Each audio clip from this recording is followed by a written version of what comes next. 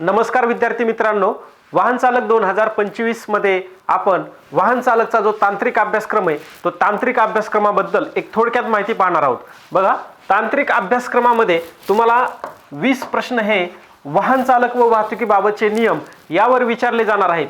त्या 20 प्रश्नांपैकी तुम्हाला 19 किंवा 20 या दोन्हीपैकी तुम्हाला तुमचे मार्क मिळाले पाहिजेत, म्हणजे आउट ऑफ मार्क मिळाले पाहिजेत, तरच तुम्हाला वाहन चालक मध्ये जास्तीत जास्त स्कोअर येणार आहे। कारण बाकी इतर विषयामध्ये तुमचा एखादा दुसरा मार्क जाऊ शकतो। तुम्हाला मिनिमम 90 ते 92 94 असे मार्क मिळाले पाहिजेत, कारण यावेळेस वाहन चालकच्या जागा खूप कमी आहेत आणि एवढं मार्क घेणं खूप सोपं आहे। फक्त तुम्ही व्यवस्थित अभ्यास करणं गरजेचं आहे। यामध्ये आपण आज फक्त वाहन चालक व वाहतुकीबाबतचा नियम म्हणजे हे जे 20 प्रश्न आहेत त्या 20 प्रश्नांसंदर्भातच आपण चर्चा करणार आहोत। बघा, वाहन चालक मध्ये हे जे तुम्हाला वाहन चालक भरती हे जे पुस्तक दिसतंय, आतापर्यंत जवळपास ज्या वाहन चालकच्या परीक्षा झाल्या त्या सर्व परीक्षेमध्ये या पुस्तकामधून आउट ऑफ प्रश्न आलेले आहेत। खात्रीसाठी तुमचा जो मित्र वाहन चालक भरतीमध्ये चालक पोलीस झालेला आहे त्याला तुम्ही नक्की विचारू शकता, तो सुद्धा तुम्हाला हेच पुस्तक सजेस्ट करेल। हे बघा, हे अशा स्वरूपाचं पुस्तक आहे। या पुस्तकाची सध्या 4थी आवृत्ती मार्केटमध्ये उपलब्ध आहे।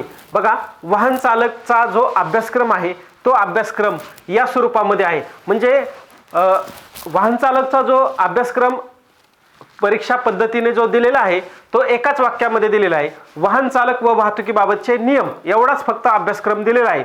परंतु बऱ्याचसा त्याच्यामध्ये अभ्यास करून वेगवेगळ्या प्रश्नपत्रिका पाहून आपण इथं या स्वरूपामध्ये प्रत्येक टॉपिकचं डिव्हायडेशन केलेलं आहे आणि या स्वरूपामध्ये तुमच्या समोर हे पुस्तक आणलेलं आहे। याच्यामध्ये पहा, वाहतुकीबाबतचे नियम यावर प्रश्न असतात, त्याच्यानंतर रस्त्यावरील सुरक्षा, वाहतूक व्यवस्था, वाहन चालकाचा परवाना, मोटार वाहन विमा यावर तुम्हाला एक प्रश्न विचारला जातो।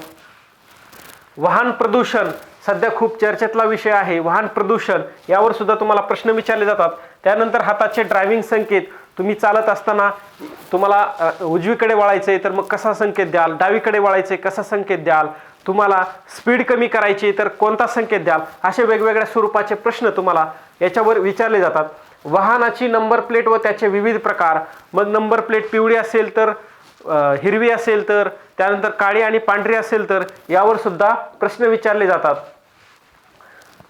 ट्रॅफिक सिग्नल व झेब्रा क्रॉसिंग, झेब्रा क्रॉसिंगचा उपयोग काय, त्याच्या कुठे वाहनाने त्याच्या कुठे थांबायचं, त्याच्यावर थांबायचं, मागे थांबायचं, पुढे थांबायचं, मग लोकांनी कुठून जायचं, तर यावर सुद्धा तुम्हाला प्रश्न विचारले जातात। वाहनाच्या काही तांत्रिक गोष्टी आहेत त्यावर सुद्धा तुम्हाला प्रश्न विचारले जातात। त्यानंतर वाहन चालक विषयक पोलीस खात्यासंबंधित महत्त्वाचे फुल फॉर्मवर सुद्धा तुम्हाला प्रश्न विचारले जातात। बरेचसे प्रश्न तुम्हाला फुल फॉर्मवर विचारलेले आहेत। विविध रस्ता चिन्हे आणि त्याचा वापर, म्हणजे कोणत्या चिन्हाचा कशासाठी वापर करायचा यावर प्रश्न आहेत। मोटार वाहन कायदा 1988 हा खूप महत्त्वाचा आहे, यावर तुम्हाला कमीत कमी 4 ते 5 प्रश्न विचारले जातात। 3 प्रश्नाच्या आत तर कोणत्याही परीक्षेमध्ये प्रश्न यावर विचारला गेलेला नाही, म्हणजे 3 पेक्षा जास्तच प्रश्न तुम्हाला यावर विचारले आहेत। वाहतूक विषयक इतर काही कायदे आहेत, किरकोळ कायदे आहेत, त्याची फक्त कधी सुरुवात झाली काय एवढंच फक्त तुम्हाला विचारलं जातं। त्यानंतर वाहनाची जी वेग मर्यादा आहे त्या वेग मर्यादेवर सुद्धा प्रश्न विचारले जातात। वेग मर्यादा हा मुद्दा सध्या खूप चर्चेत आहे, त्यामुळे तुम्हाला इथं सुद्धा प्रश्न विचारले जाऊ शकतात।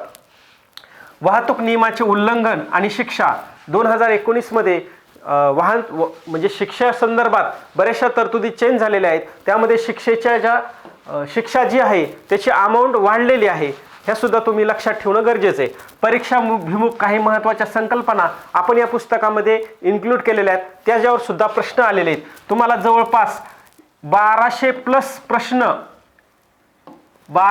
प्रश्न तुम्हाला वन लाइनर स्वरूपामध्ये दिले आहेत।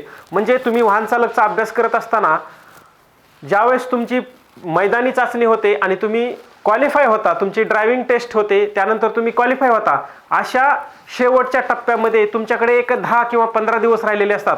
अशा वेळेस तुम्ही हा अभ्यासक्रम याचा अभ्यास करायला घेता, अशा वेळी तुम्हाला हे वन लाइनर जे प्रश्न आहेत त्याचा खूप फायदा होतो। म्हणजे कमी वेळेमध्ये जास्तीत जास्त तुमचा प्रॅक्टिस होते, सराव होतो। त्यानंतर संभाव्य 53 सराव प्रश्नपत्रिका दिलेल्या आहेत, म्हणजे 20 प्रश्नांच्या 53 प्रश्नपत्रिका दिलेल्या आहेत। यातून सुद्धा बरेचसे प्रश्न रिपीट झालेले आहेत, म्हणजे आहे असे प्रश्न या पुस्तकातले आहे असे प्रश्न म्हणजे पर्यायासहित आलेले आहेत या 53 प्रश्नपत्रिकामधून.